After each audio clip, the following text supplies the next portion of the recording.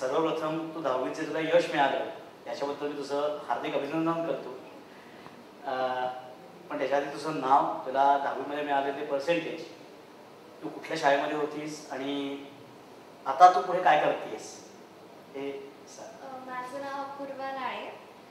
मला 10वीत 95% मिळाले होते. अहिल्यादेवी हायस्कूल फॉर गर्ल्समध्ये होते आणि आत्ता मी फर्ग्युसन कॉलेजमध्ये सायन्स बायफोकलला शिकते. सायन्स बायफोकलला शिकतेस आणि पुढे काय करायचा विचार आहे? पुढे ENTC इंजिनिअरिंग करायचं. ओके. 9वी आणि 10वी जर का 9वीचे पर्सेंटेज बघितले आणि 10वीचे बघितले तर तुला याच्यात काही डिफरन्स दिसतो का? हो, खूप म्हणजे 10% वाढले. 10% म्हणजे जवळजवळ तुला 85 होते 95. मग नंतर प्रिलिम एक्झाम तुमची आली. प्रिलिम एक्झाम आणि पर्सेंटेज आणि हे पर्सेंटेज ह्याच्यात काही फरक आहे का? हो, प्रिलिममध्ये मला 90% होते आणि याच्यात 95. हे तसं बघायला तर 85, 90, 95 असे. मग तूच आता म्हटलीस की 85 to 95 एवढं जम्पिंग तुझं झालं. मग तुझा 9वीचा अभ्यास आणि 10वीचा अभ्यास यात काही फरक होता का? हां, म्हणजे तसा थोडा जास्त केला 9वीच्या मनाने 10वीत.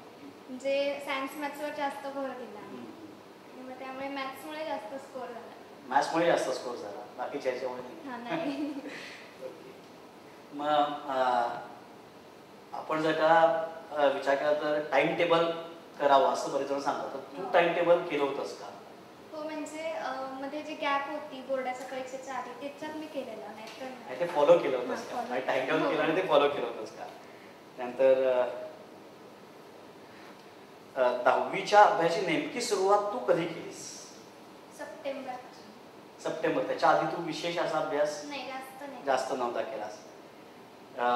आपण जर का वेगळे 3 भाग केले ढोबळमानाने की भाषा, शास्त्र आणि गणित, तर तू सगळ्या असा विषय अभ्यास गणिताचा केलास असं म्हटलीस, गणित आणि शास्त्राचा. तर त्याचाच अभ्यास का केलास जास्त? आवडतं एक असं आणि म्हणजे त्याचे हॉट्स वगैरे येतात ते नवीन सुरू झालेलं त्यामुळे जास्त करावा लागला त्याचा. ओके, म्हणजे हॉट सुरू झालं किंवा याच्यामुळे तुला जास्त अभ्यास करावा. ह्याच्यात अजून एक विषय येतो तो म्हणजे सोशल सायन्स, म्हणजे इतिहास, भूगोल हे विषय. मग त्याचा अभ्यास तू कसा केला होतास? त्याचा मी गॅप जी मध्ये होती त्याच्यात केला, नाहीतर नाही. म्हणजे रिलीफ करता केलास तर तुला आवडतच नाही इतिहास? आवडतच नाही अजिबात. बरं. भाषेमध्ये एक निबंध आणि पत्रलेखन असा एक भाग असतो, बरोबर आहे? तर या निबंध आणि पत्रलेखनाचा तू वेगळा काही सराव केलेला होतास का? काही शाळेत करून घ्यायचे आणि म्हणजे क्लासेसमधून पण असे लेक्चर्स वगैरे व्हायचे, मग त्याचे पॉईंट्स लक्षात ठेवायचे आणि मग केला तसा अभ्यास केला. शाळेमध्ये तुमचं अंतर्गत मूल्यमापन हे सहज चालू असतं, तर त्याचं तुला महत्त्व किती वाटतं आणि त्याकरता काही वेगळी तयारी करावी लागते का? हो, म्हणजे आता ते सगळे टीचर्स देतात त्यामुळे मग जास्त करावं लागते तयारी. म्हणजे अच्छा, कुठल्या स्वरूपाची तयारी करावी लागते? म्हणजे स्पीचेस वगैरे असतात ते खूप जास्त चांगले केले आणि म्हणजे टेक्स्टबुक्स वगैरे वाचली थोडी, कारण की ते लिसनिंगची वगैरे टेस्ट असते. बरोबर. मग आता टेक्स्टबुकचा उल्लेख तू केला, असं हे 10वीचा जो अभ्यासक्रम आहे किंवा एक्झाम जी आहे ती जास्त करून टेक्स्टबुक ओरिएंटेड आहे असं तुला वाटतं का? नाही, तुमच्या कल्पनांना वाव आहे? हां, कल्पनांना वाव आहे. म्हणजे सिलेबस म्हणजे बेस तो, पण वेगळे क्वेश्चन्स थिंकिंगला जास्त स्कोप आहे. म्हणजे टेक्स्टबुक आहेच आहे पण त्यात थिंकिंगला जास्त वाव आहे असं तुझं म्हणणं.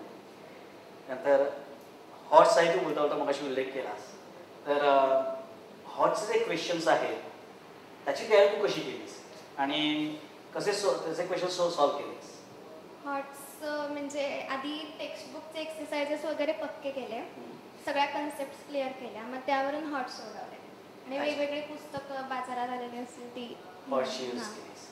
मग MCQs जे आहेत, मल्टिपल चॉईस क्वेश्चन, याची तयारी कशी केलीस? MCQ शाळेत करून घ्यायचे. त्यानंतर आता हा नवीन एक कन्सेप्ट थोडीशी पुढे येते ती म्हणजे ऑनलाईन एज्युकेशन. तर ऑनलाईन एज्युकेशनचा तू काही वापर करून घेतलास का? तसं नाही, पण म्हणजे जास्त काही वेगळी अशी इन्फॉर्मेशन हवी असेल तर घेतला. मिशन SSC नावाची साईट आहे, तर त्या साईटतर्फे वेबिनार्स हे एक नवीन विषय दिले आहे. तर तू कधी वेबिनार्स अटेंड केलीस का? नाही. ओके. पेपर्स सोडवण्याचा सराव तू केला होतास का? आणि किती पेपर सोडवलेस आणि त्याचा फायदा कसा झाला तुला? खूप पेपर सोडवले, म्हणजे जी गॅप होती मध्ये प्रिलिम आणि बोर्डाच्या एक्झामच्या मध्ये, त्याच्यात खूप पेपर सोडवले. आणि म्हणजे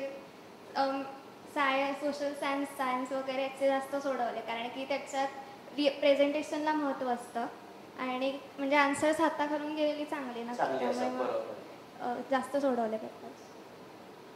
परीक्षेच्या वेळेला टेन्शन येऊ नये म्हणून तू काही विशेष प्रयत्न केले होतेस का? नाही, आलंच नाही ऍक्च्युली टेन्शन, असं फार अरे खूप वेगळं वाटत. म्हणजे तू नेहमीच अशी एक्झाम तशीच एक्झामला गेलीस का? अरे या बात आहे.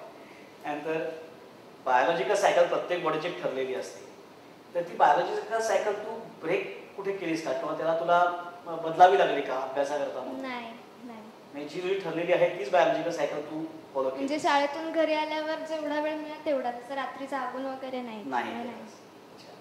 त्यानंतर तुझे काही छंद असतील किंवा अजून काही आवडी असतील, तर 10वीच्या वर्षात तू या सगळ्या गोष्टी बाजूला ठेवल्या होत्यास का? नाही. काय एखादा सांगू शकशील छंद? म्हणजे मी स्केचिंग करते, नंतर असं खेळते वगैरे, त्यामुळे नाही बाजूला ठेवलेलं. हे सगळं स्केचिंग केलंस, खेळलीस भरपूर. हे जे तू यश मिळवलंस, या यशाचं तुझ्या दृष्टीनं महत्व काय?